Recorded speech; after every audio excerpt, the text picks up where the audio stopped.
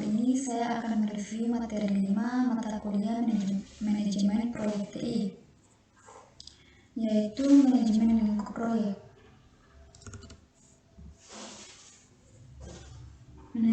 Manajemen lingkup proyek. Lingkup mengacu pada semua pekerjaan yang terlibat dalam menciptakan produk-produk dari proyek dan proses yang digunakan untuk menciptakannya. Hasil adalah produk yang dihasilkan sebagai bagian dari suatu proyek, seperti perangkat keras atau perangkat lunak, dokumen perencanaan atau notulen rapat. Manajemen lingkup proyek mencakup proses-proses yang terlibat dalam mendefinisikan dan mengendalikan apa yang disertakan atau tidak dalam proyek. Proses manajemen lingkup proyek. Perencanaan lingkup menentukan bagaimana ruang lingkup akan didefinisikan, diverifikasi, dan dikendalikan. Definisi lingkup yaitu meninjau carta proyek dan pernyataan lingkup awal dan menambahkan informasi lebih lanjut sebagai persyaratan dikembangkan dan perubahan permintaan disetujui. Membuat WBS yaitu membagi hasil proyek besar menjadi komponen yang lebih kecil, lebih mudah ditangani. Verifikasi lingkup yaitu menformalkan penerimaan lingkup proyek. Pengendalian lingkup yaitu mengendalikan perubahan lingkup proyek. Perencanaan lingkungan. Perencanaan lingkup dan rencana manajemen lingkup.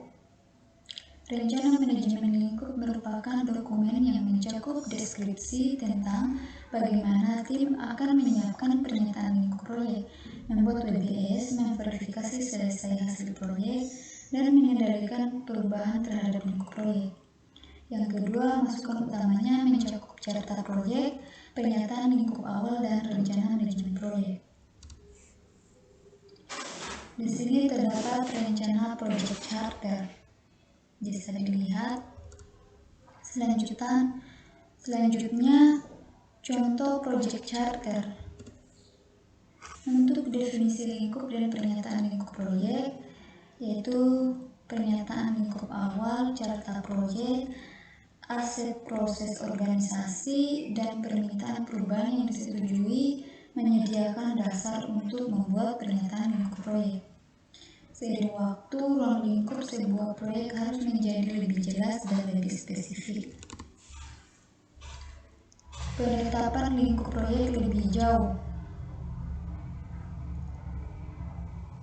Selanjutnya, membuat work breakdown struktur atau WBS. WBS merupakan pengelompokan pekerjaan proyek yang berorientasi pada hasil yang menetapkan lingkup total proyek. WBS juga dokumen dasar yang memberikan landasan bagi perencanaan dan pengolahan jadwal proyek, biaya, sumber daya, dan perubahan. Dekomposisi merupakan bagian hasil proyek menjadi bagian-bagian yang lebih kecil. Di sini terdapat contoh WBS intranet yang disusun berdasarkan produk.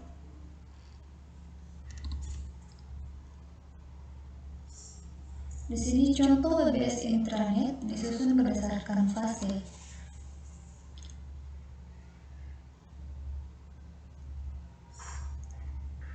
WBS intranet dalam bentuk tabular terdiri dari konsep. WBS intranet dan Gantt chart dalam project 2000. Gantt chart intranet disusun berdasarkan kelompok proses manajemen proyek. Tabel 5-4 Executing Task Force JWD Consultants WBS. Pendekatan untuk mengembangkan WBS. Pedoman yaitu beberapa organisasi seperti DoD memberikan pedoman untuk mempersiapkan WBS. Pendekatan analog yaitu meninjau WBS proyek-proyek serupa dan menyesuaikan untuk proyek Anda. Pendekatan top down, mulailah dengan item terbesar dari proyek dan pecahlah. Pendekatan bottom up, yaitu mulailah dengan tugas-tugas khusus dan merangkumnya. Pendekatan bit mapping, yaitu menulis tugas di format non-linear bercabang dan kemudian membuat struktur WBS. Contoh pendekatan bit mapping. Hasil WBS dalam diagram. Pustaka WBS dan skop baseline. Banyak tugas-tugas WBS tidak jelas dan harus dijelaskan secara lebih rinci, sehingga orang tahu apa yang harus dilakukan dan dapat memperkirakan berapa lama bekerja dan berapa biaya diperlukan.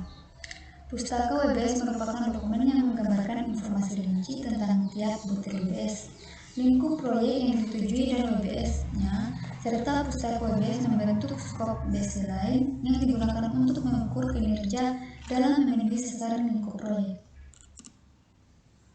Verifikasi, yaitu sangat sulit untuk membuat pernyataan lingkup dan WBS yang baik bagi suatu proyek. Bahkan lebih sulit lagi untuk memverifikasi lingkup proyek dan meminimalkan perubahan lingkup. Banyak proyek TI yang sengsara karena skop creep dan verifikasi lingkup yang buruk.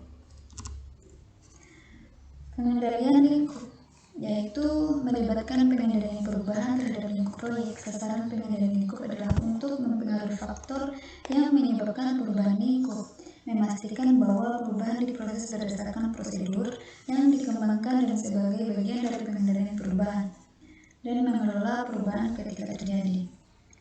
Variance adalah perbedaan antara rencana dan kinerja aktual. Rangkuman, yaitu manajemen lingkup yang mencakup proses-proses yang diperlukan untuk memastikan bahwa proyek melakukan pekerjaan yang diperlukan dan hanya pekerjaan yang dibutuhkan untuk menyelesaikan proyek dengan sukses. Proses utama mencakup perencanaan lingkup, definisi lingkup, pembuatan WBS, verifikasi lingkup, dan pengendalian lingkup.